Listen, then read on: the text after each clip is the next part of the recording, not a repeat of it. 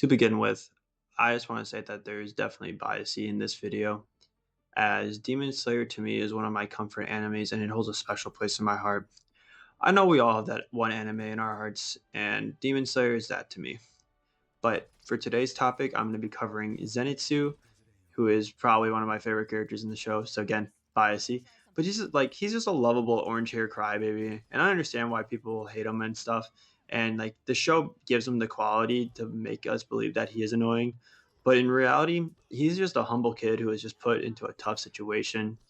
Like as we would learn throughout the show, we realize that he never wants to fight. He never wants to, actually go and be a demon slayer.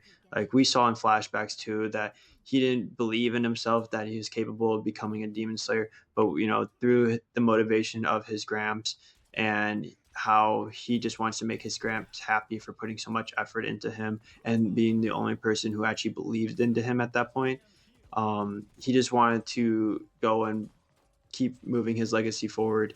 And obviously, we also see a lot of people doubting him from the beginning of the show when he was at the Demon Slayer training and in flashbacks where we see other people who was around him when he was younger just saying that he'll never be capable of being a demon slayer, and all that doubt that surrounded him also made him start doubting himself because he was never able to learn more than one form of thunder breathing.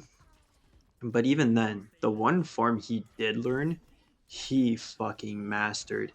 And in the show, we just see like what though, like how what level he brings it to. But overall, Zenitsu is just someone who wants to be happy in his life and just live a happy life. And he wants a girl as well. Like everyone can share that feeling. They want someone special in their life, and Zenitsu wants that, and he just wants to chill. But he also has that responsibility where he needs to keep moving forward as a demon slayer. And after the first time we saw him in the testing, we see that he passes, and we never see how he passes, so we don't understand the level of insanity that he is actually on when he locks in. And I will admit, when we see him the next time, bro is trying way too hard to find someone to be his wife. When Tanjiro is walking along a path and sees bro on his hands and knees like some motherfuckers would be like to a goth girl in a mall, yeah, I'm not gonna lie, I had the same thought that we all had. And it's like, what is bro on? And like, especially in public, like, come on now. But Tanjiro doesn't know it, and we don't know it yet, but Zenitsu is going to be one of the more powerful people we have seen. And we don't understand this power until we get to the Suzumi Mansion arc. And through there, again, we see him whining and crying about not wanting to go in and not wanting to fight a demon and just bawling his eyes when he sees a demon. But he does it so much to the point where he passes out. And when he passes out, though, that's when we realize that he is on a different level because he locks in when he is out. And after just slaying the demon in that mansion, we just see him wake up and just like have no clue at what happens. And a lot of people would be like, "Oh, if he didn't talk, he'd be so much better character." But I feel like his difference between being awake and asleep is a nice balance because it shows the capability that he has, but he also, we have to remember, is still new to this and he's still relatively young. He is not like seasoned yet. He's not a seasoned veteran. Obviously he's not a Hashira, and he's still like the lowest rank in the Demon Slayer arc era training thing. And but we saw the power that he has, and we will continue to see it, especially moving forward when he was in the Mount Nagaguma arc, or like with the spiders in the end of season one. And obviously, again, facing terror and all that stuff, he doesn't want to go in. He doesn't want to fight. He just wants to stay back and just like forget it and just keep going on with his life. But even though he had doubts and was scared for his life, he eventually convinced himself and understood his role in the situation. So he went in, even though he was by himself. And while he was just strolling around trying to find his friends and stuff, the little annoying spider, the creepy kid one, oh, those spiders were creepy as hell. I'm not gonna lie. He he was scared for his life. Obviously, he ran up a tree. He was poisoned, but again, the second he knocks out, he is on Hashira level. Like when he is just even with poison in his body that's supposed to immobilize him, he just locks in and just fucking slices that spider. He just one pumps to do 200 to the head, and we also just get to see more of like his animation and just his way, his style of fighting. And I think after seeing like that initial fight against a spider, I fell in love with this character. Like I love the animation that they do for him. I love how quick they make the fights, even though they'll build it up more with him crying, but then once he's out, he's just locked in. And it's like you don't want that dude to be sleeping when he like when you're a demon. And going into the Mugen Train arc, the number one or the lower rank one demon in Enmu, he made that mistake. He didn't understand what beast he just released. And when he was dreaming on the train, it was over the top too. His dream was just like he was in his happy little place. And after everyone got awoken, obviously he was still asleep, you know.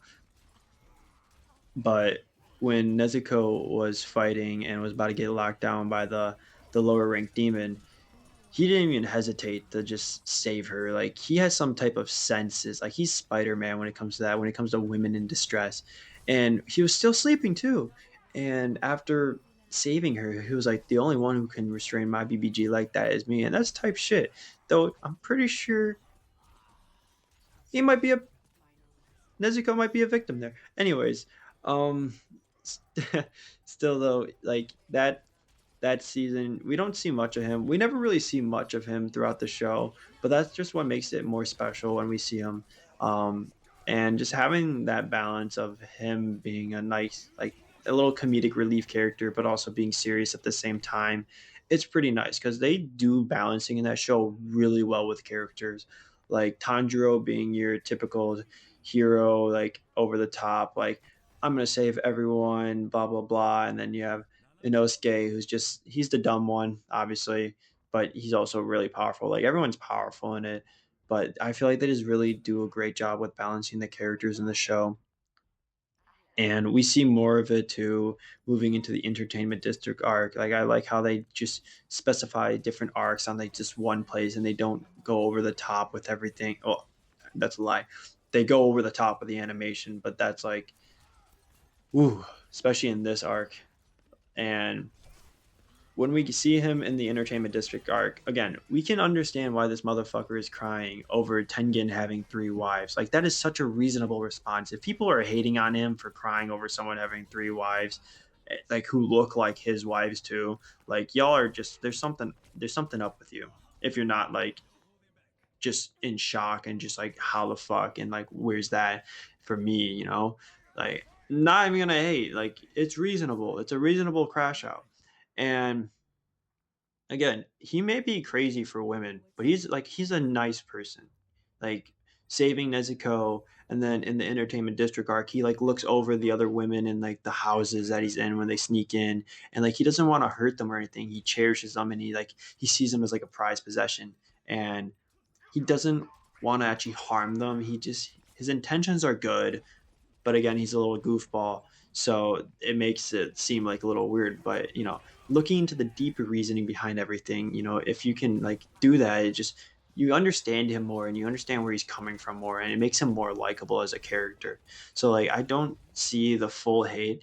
Like I understand why there's hate because some people don't like those type of characters, but you kind of have to have them in the show to make the show have a better flow and like not feel dull and everything.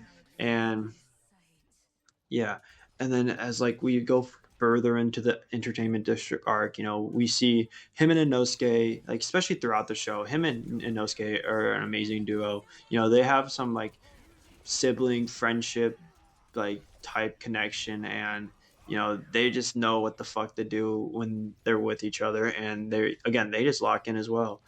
And I don't think Inosuke can really catch up to Zenitsu with his, especially with when he six folds like Godspeed his fucking thunder breathing. Like I don't know how he catches up there, but I'm not gonna question it obviously. But literally in the entire arc, like people be like, "Oh, I rather see Zenitsu sleeping." The entire half last half of the arc, bro is knocked out, and obviously, that's what people want, and he's locked in. And then that's like we're gonna see more of that too coming up after this Hashira training arc.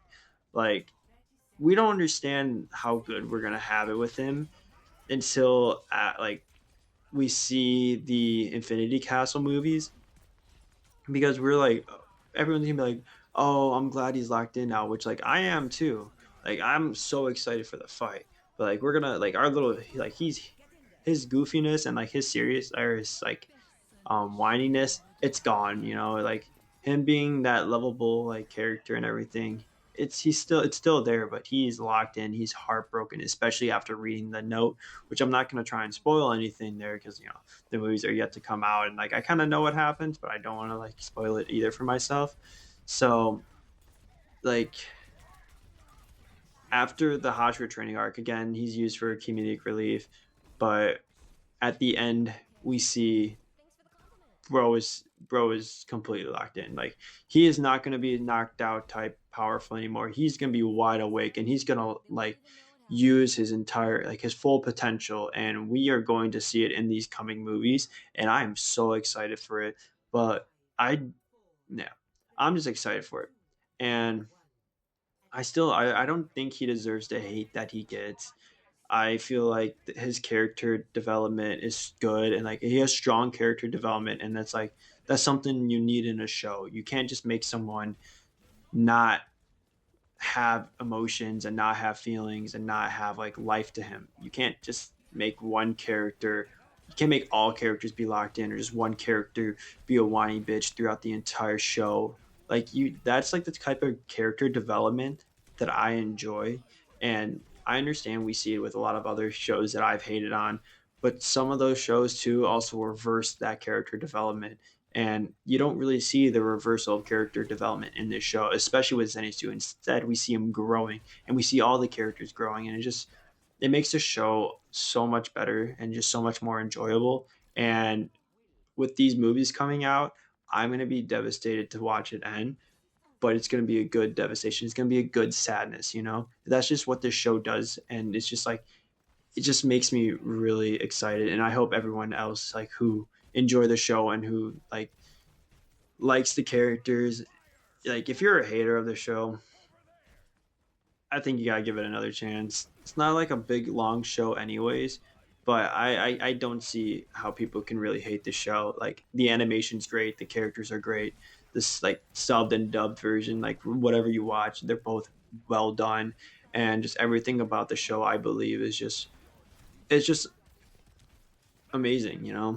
Obviously it's like in my top three of animes, and it's gonna be up there for a while. I don't see anything comparing it like to this show, especially for what they've done, especially how early they've done it. Like Demon Slayer is like a stepping stone in my eyes for a lot of shows, just with the fight scenes and everything. I understand there's a lot of animes out there that fight scenes are amazing, and I'm not gonna disagree. It's just I feel like Demon Slayer, just there's just something about it that just they do so much better. But again, everything about this video and everything about every video that I've done so far has just been my opinion, and it's okay to disagree. Like obviously you're gonna have your own opinion, and I'm not hating on other animes unless it's Hunter x Hunter, obviously. But it's just something to enjoy, and it's just something to like, and this is just an opinion I wanted to share. But yeah, that's gonna be the end. Hope you all have a good day. See ya.